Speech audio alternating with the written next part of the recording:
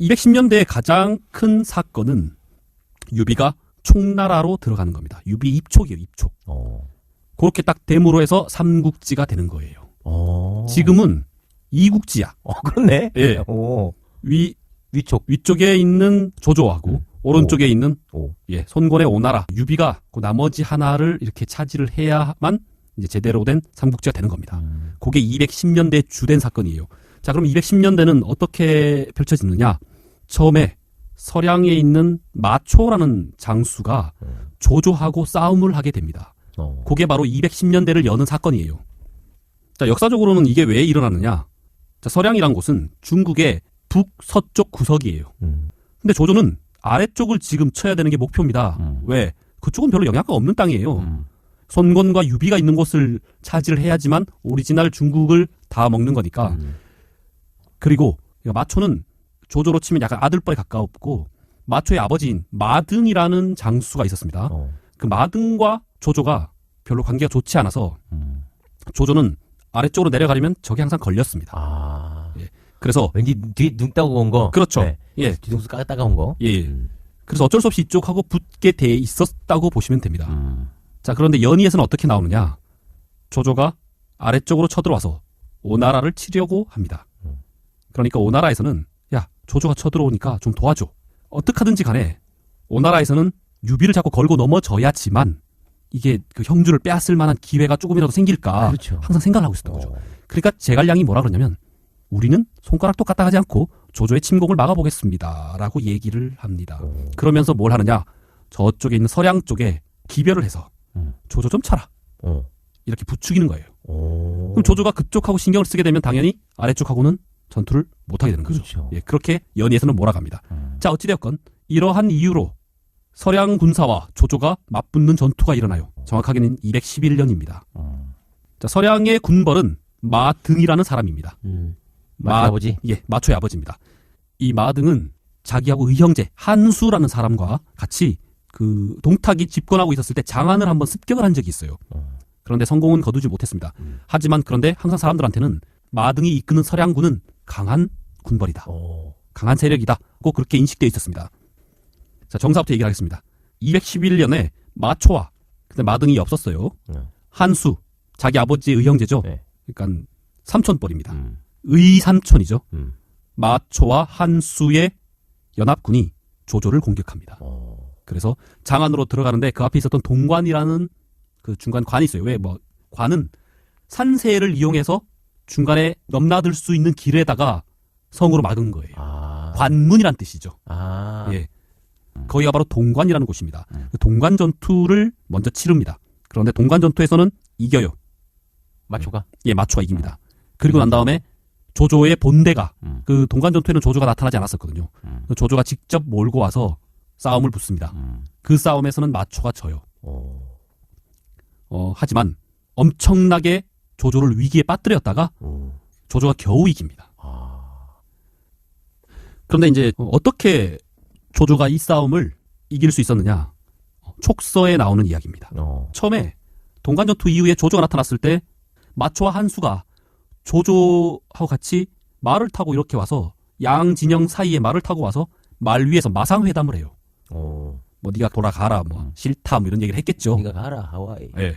그런데 그때 마초가 조조를 딱 잡아올라고 생각을 하고 있었던 모양이에요. 원래 왜냐면 회담하러 갔는데. 그렇죠. 그건 나쁜 짓인데 조조가 바보가 아닌 다음에야 뭐 혼자 딸랑 오진 않았을 거 아닙니까? 그렇죠. 관도대전 이후로 조조의 보디가드는 끝날 때까지 허저예요. 허저가 경호실장입니다. 항상 찰싹 붙어 있어요. 마초가 조조를 잡으려고 했는데 이 허저 때문에 실패를 합니다.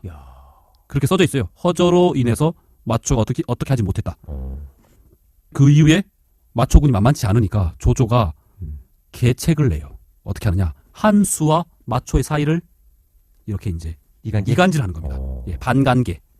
예, 반관계를 펼쳐서 둘이 못 믿게 하고. 예, 안 좋아집니다.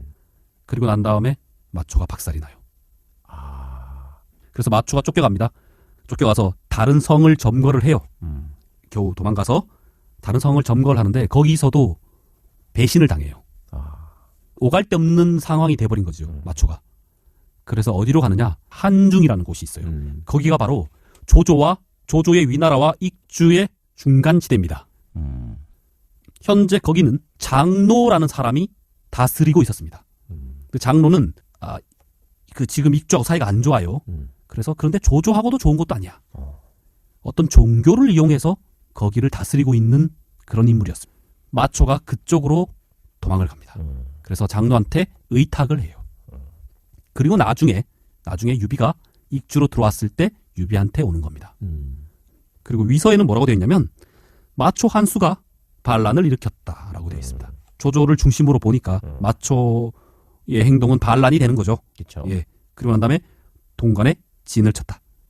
그리고 결국 반간계로 승리를 했다라고 나옵니다. 이때 반간계를 누가 냈느냐?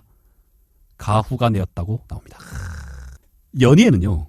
211년에 있었던 이 마초하고 조조의 전투는 처음에는 마초가 굉장히 강하게 이깁니다. 동관전투라 그랬죠? 네. 동관전투에서 먼저 마초가 이깁니다. 조조가 자기가 직접 안 가고 부하를 보내요. 자기 가문의 장수 조씨, 조홍이라는 장수와 조홍은 그 조씨 가문 안에서도 맹장으로 소문난 애예요. 싸움 잘해요. 조홍과 그리고 큰 도끼를 쓰는 그 서황을 보냅니다. 그러면서 하는 말이 있어요. 이건 나관중본이에요. 네. 열흘만 지켜라. 열흘만 지키면 내가 가마. 그러니까 열흘 동안 나오지 말고 지키기만 하라고. 안 이겨도 되고 지키기만 해라. 네. 하지 마 이러면 해. 그렇지. 9일째 나가. 이런. 그리고 난 다음에 조조의 본대랑 마초랑 붙습니다. 처음에 힘 대 힘으로 붙었다가 박살이 나요. 조조가. 조조가 이제 막 붙으니까 이게 안 되겠는 거야. 그 다음 교전에서는 마초가 나와서 한판 붙자고 하니까 튀어나간 장수가 누구였냐면 조조의 경호대장. 조조의 근접 보디가드 허저가 나가서 붙습니다. 둘이서 하루 종일 싸웠는데도 결판이 안 나. 허저는 우통을 벗어 던지고 싸워요. 갑옷 없이. 이야. 그래서 이틀 동안 싸웠는데도 결판을 못 냅니다. 야, 장난 아니다. 네. 둘 다 맞춰도 장난 아닌 거죠. 그래서 이렇게 해서는 안 되겠구나 싶어서 조조가 정사에 나온 것처럼 둘을 이간질을 합니다. 뭐 어떻게 하느냐 간단해요. 한수와 조조가 마상회의를 합니다. 그런데 조조가 아무 얘기를 안 해. 시시껄렁한 농담을 하는 거예요. 전쟁 얘기를 전혀 안 하고 헤어진 겁니다. 그러니까 마초가 뭐 숙부님 무슨 얘기를 했습니까? 그랬더니 별 얘기 안 하던데? 이렇게 된 거죠. 그 마초가 의심하지 않겠습니까? 그치. 나랑은 막 깊이 얘기했는데. 그렇죠. 저게 지금 전시 상황인데. 이거 아무 얘기가 이게 말이 안 되는데. 네, 말이 안 되는데 이렇게 된 거죠. 조조가 일부러 그렇게 얘기한 거죠. 조조가 한수한테 편지를 보냈는데 일부러 편지에다가 먹물로 중간중간에 지워서 보내요. 한수한테. 그래서 그 편지를 마초가 보면. 그 마초띠 봤더니 뭐야? 아무? 다 지워놨네? 그러니까 어떻게 생각하겠습니까? 내가 모르는. 내가 모르게 하려고 한수가 지웠다고 생각을 하는 거죠. 이야. 개체기. 그렇죠. 그런데 너무나 좀 간단한데 속아 넘어간 거죠. 그러니까. 예. 그래서 막판에는 마초가 한수를 죽이려고 합니다. 갑자기 장막으로 뛰어들어가서 뭐 칼로 내리쳤더니 뭐 한수가 팔로 막으려다가 팔이 떨어져 나가고 뭐 이렇게 나와요. 그래서 겨우 조조한테 탈출을 합니다. 한수가? 예. 탈출하고 조조는 그 와해된 마초군을 공격을 해서 이기는 거죠. 최종적으로. 그런데 정사에는요. 이간책으로 해서 둘이 네 분이 일어났는데 조조가 공격을 해서 각자 다른 방향으로 도망갔다고 나와 있어요. 예. 그리고 그 연희에는 그 마초의 아버지 마등이 죽는 얘기가 나옵니다. 실제로 정사에 보면 마등이 장안을 습격한 게 실패로 돌아가고 난 다음에 그 마등의 얘기가 뒤에 자세하게 나와 있질 않아요. 바로 마초와 한수 연합군이 조조를 공격하는 걸로 나오고 마등이 어떻게 없어진지 죽었는지는 나와 있지 않습니다. 예. 주석서에 보면 그냥 마초의 반란으로 마등이 연좌제로 죽었다. 이렇게 나와 있고 촉서 마초전에 보면 마초가 죽기 직전에 저의 가솔 200명이 조조에 의해서 주살되었다. 이렇게 나와 있습니다. 그러니까 아마 주석에 나와 있는 내용이 맞는 것 같아요. 예. 마초의 반란으로 인해서 마등까지 죽게 되는. 그런데 거기에 또 연희에는 어떻게 되어 있느냐? 조조가 마등을 불러요. 황제 이름으로 불러드립니다. 그러면 뭐 와야죠. 그럼요. 예. 그런데 비록 적이지만 그렇게 불러들여놓고 그냥 죽일 수는 없어요, 사실은. 조조의 부하 중에 하나가 마등을 찾아와서 내가 반란을 일으킬 테니까 이때 조조를 죽입시다. 오히려. 근데 또 이 마등이 또 기가 또 솔깃해서 그러자고 약속을 합니다. 그럼 안 되잖아. 예. 그런데 마등이랑 같이 하려고 했던 이놈이 자기 집에 가서 자는데 첩이 무슨 일 있어? 뭐 이러면서 살살 옆구리를 찔러. 근데 그 얘기를 해버린 거예요. 이 첩이 지 정부한테 가서 다 찔러버려요. 그 정부가 누구냐? 같이 반란 일으키려고 했던 조조 부하의 처남이었습니다. 그래서 이놈이 쪼로로 가서 조조한테 일러버립니다. 조조가 네. 마등하고 그 자기 부하 그 잡아서 죽여버리고. 아무튼 소설은 그렇습니다. 그래서 그 요 얘기를 넣은 이유는 뭐냐면 마초의 그 분노, 마초의 분노에 대한 정당성을 부여하는 거예요. 예, 마초가 기를 쓰고 조조를 죽이려고 했던 이렇게 211년이 흐르고 난 다음에 유비가 촉으로 가게 됩니다. 조조가 손권으로 칼끝을 향하는 사이에 유비는 입촉. 그렇죠. 서쪽으로 갑니다. 예. 조조는 그보다 조금 지나서 유비가 출발하고 난 다음에 손권하고 붙습니다.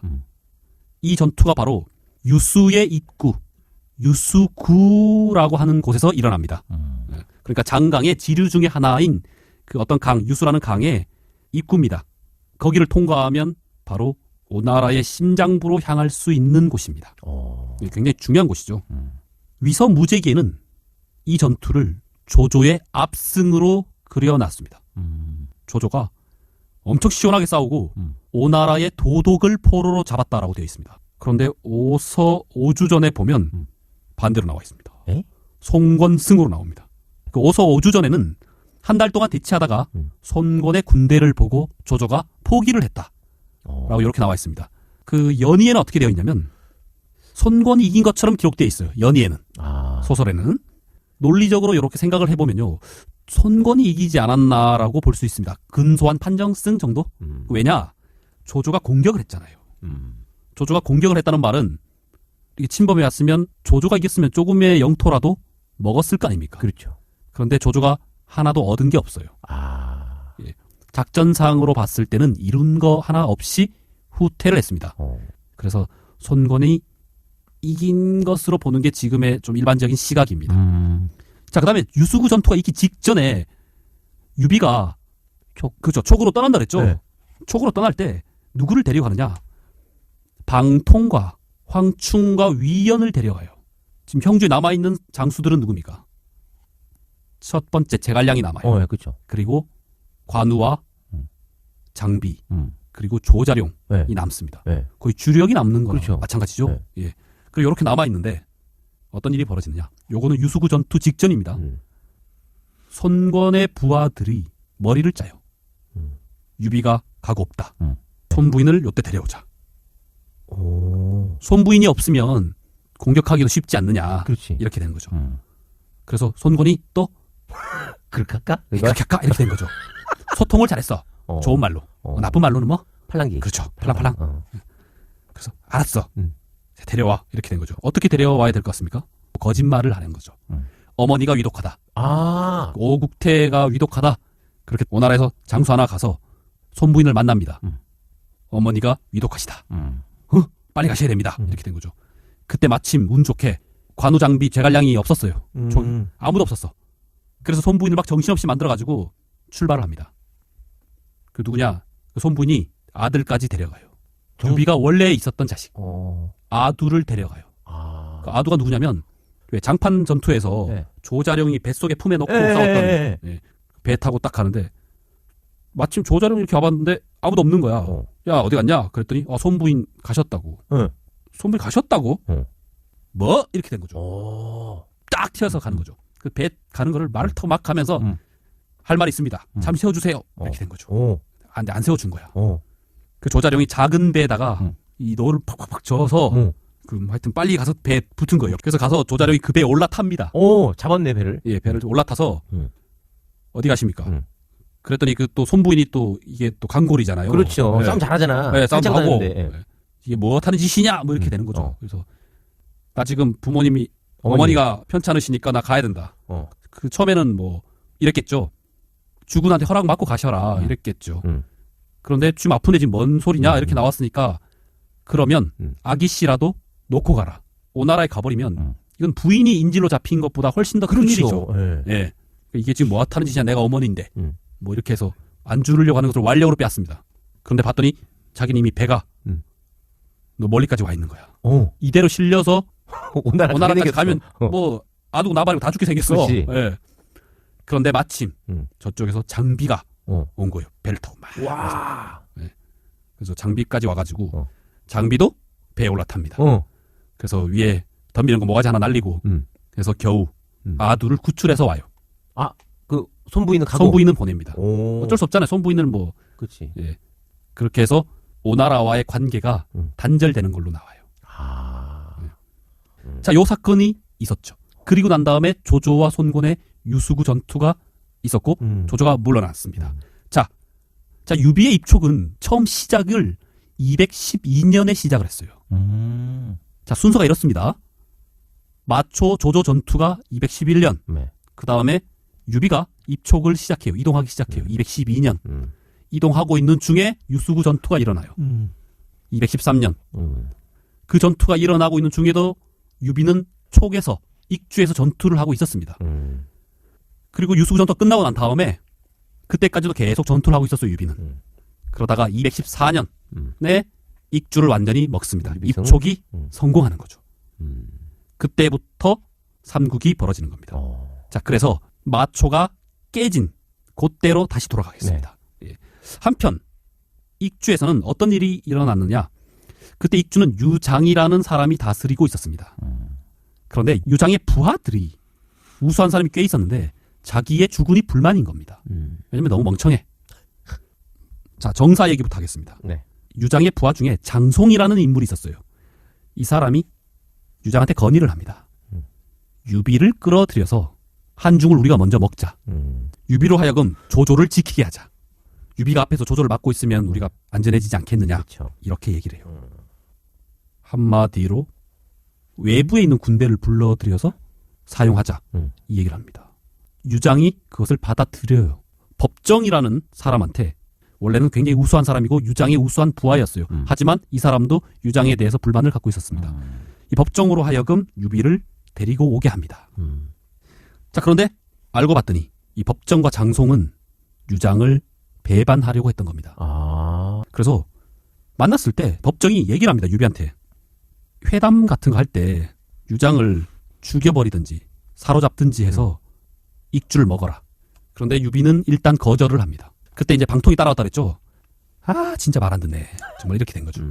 유비가 들어가기 시작합니다. 유장을 만나러. 그래서 자, 방통과 황충과 위연을 데리고 갑니다. 회담은 아주 화기애애하게 진행이 됐고 지금 정사 얘기를 하는 겁니다. 네. 유비는 유장한테 어떤 부탁을 받느냐? 처음 계획대로 한중, 장로를 공격하라 라고 부탁을 받습니다. 그런데 유비 이놈은 공격을 하지 않습니다. 가서는 전투는커녕 뭘 하느냐? 가서는 자기 주위에 민심 얻기 운동을 해요. 막 뭐 설탕 나눠주고 고무신 나눠주고. 힘드시죠? 그렇죠. 네. 가서 자기의 인지도를 높여요. 배신 행동을 슬슬 하기 시작하는 겁니다. 처음부터 유비는 한중에는 관심이 없었고 익주를 먹을 생각을 처음부터 하고 있었던 겁니다. 그치. 그런데 어떻게 하면 욕 덜 먹고 먹을까라고 명분 생각을 했던 찾아서? 거죠. 그렇죠. 자, 요쯤 됐을 때 유수구 전투가 있었던 거예요. 예. 자, 그런데 유비가 한중은 공격은 안 하고 뭐라고 하느냐? 유장한테 시비를 걸기 시작해요. 나 조조하고 싸울 테니까 군사 좀 빌려달라고. 왜냐? 아까 유수구 전투가 일어났잖아요. 네. 그때 오나라에서 유비한테 야, 우리 좀 도와달라고 이렇게 구실을 댔다 그랬죠. 네. 요걸 갖고 유장한테 가서 우리 지금 조조가 쳐들어와서 우리도 좀 위태로우니까 나 다시 가서 저 싸워야 돼. 군사 좀 빌려달라고. 솔직히 유장 입장에서는 황당한 노릇 아닙니까? 그럼요. 그래서 빌려달라고 하는데 뭐 10,000명 빌려달라 뭐 달라고 하는데 반만 줘요. 예. 그러니까 유비가 시비를 걸기 시작합니다. 말이야, 내가 지금 달라고 하는데 이게 뭐냐? 유장을 공격합니다. 명분을. 예, 명분을 만든 거죠. 그 사이에 유비를 데려왔던 장송이 유비 진짜 가는 줄 알고 그 유비는 그냥 신용만 하는 건데 그렇지. 진짜 가는 줄 알고 편지를 보내요. 아니 그 빨리 공격해서 익주를 먹어야지 왜 가십니까? 라고 편지 보낸 게 요게 들통이 나요. 유장한테. 예, 그래서 내가 속았구나. 내가 아래 것들한테 속아서 호랑이를 데려왔구나. 이렇게 된 거죠. 그래서 장송의 모가지가 날아가요. 유장한테 잡혀서. 유비가 그때부터 본격적으로 유장을 공격하기 시작합니다. 지금 그 유비가 갑자기 유장을 공격하게 된 분위기가 바뀐 것을 아직 모르는 장군들도 있었던 거죠. 왜? 그전까지 화기애애했잖아요. 그렇죠. 그래서 그거 틈을 이용해서 일종의 거의 뭐 기습이나 마찬가지인 셈이죠. 처음에는. 그리고 그 다음에는 자진해서 막 유비한테 항복해 오는 그런 유장의 부하들도 있었고. 그리고 나중에는 유비가 좀 힘이 딸려가지고 형주에 있는 그 제갈량하고 장비하고 조자룡을 부릅니다. 그래서 마침내 그 수도 성도를 포위를 하고 수십 일 만에 유장이 항복을 합니다. 요 포위하고 있는 요 순간, 그때 그 수십 일 그 사이에 마초가 유비한테 편지를 보내서 투항을 합니다. 요때가 214년, 그 사이에 유수구 전투가 있었던 겁니다. 자, 그런데 유비의 입장에서는 한중이 불안한 겁니다. 한중을 빼앗겨버리면 굉장히 위험한 것이고 빨리 저놈을 따야지만 조조를 막는데 유리한 겁니다. 그렇지. 그래서 저 한중을 어떻게 하려고 봤더니 한중에 있는 장로가 조조한테 항복해버립니다. 예? 왜냐하면 장로의 입장에서는 유비가 좀 더 적대적이었던 거죠. 아마 조조한테 투항을 하면 조조는 신경 쓸 데가 많기 때문에 자기의 위치가 보존될 수도 있다. 한중이 절로 조조한테 넘어가 버린 겁니다. 자, 이때부터 한중을 놓고 조조와 유비의 전투가 일어납니다. 가장 중요한 전투가 바로 정군산 전투라 그래가지고 그 조조의 부하 중에 우수한 장군 하후연, 그 자가 묘제입니다. 묘제. 제주가 묘하다. 정군산 전투에서 유비가 하후연을 죽입니다. 승리로 이끕니다. 근데 이때 활약한 장수가 바로 황충이에요.